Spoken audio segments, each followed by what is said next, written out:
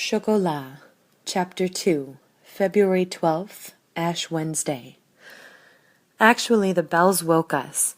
I hadn't quite realized how close we were to the church until I heard them, a single low, resonant drone falling into a bright carillon on the downbeat. I looked at my watch. It was 6 o'clock. Gray-gold light filtered through the broken shutters onto the bed. I stood up and looked out onto the square with its wet cobbles shining. The square-white church tower stood out sharply in the morning sunlight, rising from a hollow of dark shop fronts. A bakery, a florist, a shop selling graveyard paraphernalia, plaques, stone angels, enameled everlasting roses. Above these discreetly shuttered facades, the white tower is a beacon, the Roman numerals of the clock gleaming redly at 6:20 to baffle the devil. The Virgin, watching the square with a faintly sickened expression. At the tip of the short spire, a weather vane turns. West to west-northwest, a robed man with a scythe. From the balcony with the dead geranium, I could see the first arrivals to Mass. I recognized the woman in the tartan coat from the carnival. I waved to her, but she hurried on without answering the gesture, pulling her coat protectively around her.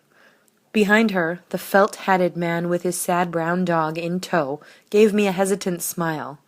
I called down brightly to him, but seemingly village etiquette did not allow for such informalities, for he did not respond, hurrying into the church, turn by turn, taking his dog with him. After that, no one even looked up at my window, though I counted over 60 heads, scarves, berets, hats drawn down against an invisible wind, but I felt their studied, curious indifference. They had matters of importance to consider, said their hunched shoulders and lowered heads. Their feet dragged sullenly at the cobbles like the feet of children going to school. This one has given up smoking today, I knew. That one his weekly visit to the café. Another will forgo her favorite foods. It's none of my business, of course, but I felt at that moment, if ever a place were in need of a little magic, old habits never die. And when you've once been in the business of granting wishes, the impulse never quite leaves you. And besides, the wind, the carnival wind, was still blowing, bringing with it the dim scent of grease and cotton candy and gunpowder, the hot, sharp scents of the changing seasons, making the palms itch and the heart beat faster. For a time, then, we stay. For a time, till the wind changes. We bought the paint in the general store, and with it, brushes, rollers, soap, and buckets. We began upstairs and worked down, stripping curtains and throwing broken fittings onto the growing pile in the tiny back garden, soaping floors and making tidal waves down the narrow, sooty stairway so that both of us were soaked several times through. Anouk's scrubbing brush became a submarine, and mine a tanker that sent noisy soap torpedoes scudding down the stairs and into the hall. In the middle of this, I heard the doorbell jangle and looked up, soap in one hand, brush in the other, at the tall figure of the priest.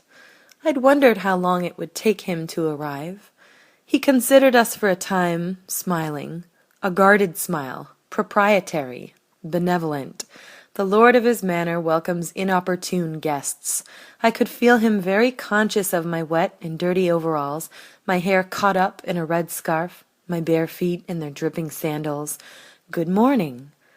There was a rivulet of scummy water heading for his highly polished black shoe.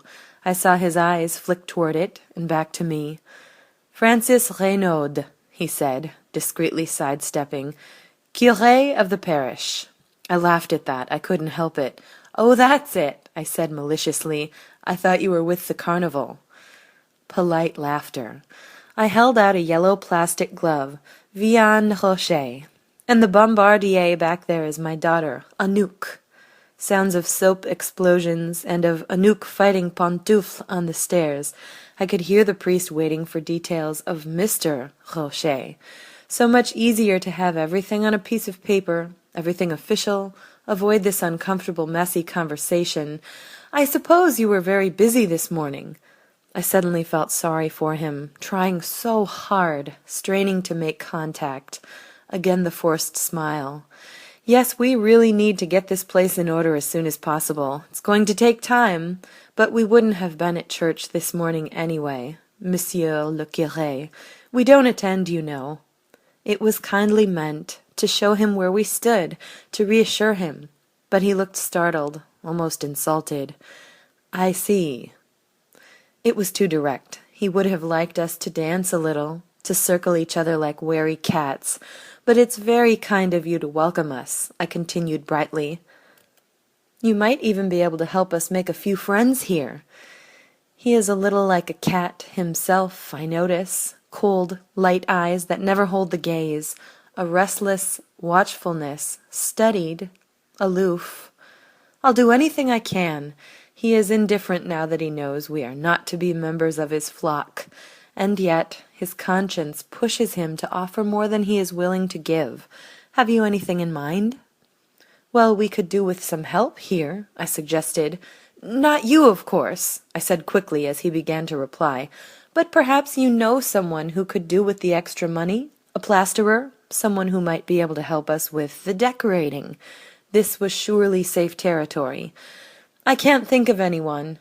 He is guarded, more so than anyone I have ever met, but I'll ask around. Perhaps he will.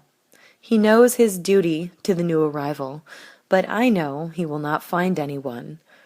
He is not a nature that grants favors graciously. His eyes flicked warily to the pile of bread and salt by the door. For luck, I smiled, but his face was stony. He skirted the little offering as if it offended him. Maman? Anouk's head appeared in the doorway, hair standing out in crazy spikes. Pantoufle wants to play outside. Can we? I nodded. Stay in the garden. I wiped a smudge of dirt from the bridge of her nose. You look a complete urchin. I saw her glance at the priest and caught her comical look just in time. This is Monsieur Renaud, Anouk. Why don't you say hello? Hello, shouted Anouk on the way to the door. Goodbye. A blur of yellow jumper and red overalls, and she was gone, her feet skidding maniacally on the greasy tiles. Not for the first time, I was almost sure I saw Pantoufle disappearing in her wake, a darker smudge against the dark lintel. She's only 6, I said, by way of explanation. Renaud gave a tight, sour smile, as if his first glimpse of my daughter confirmed every one of his suspicions about me.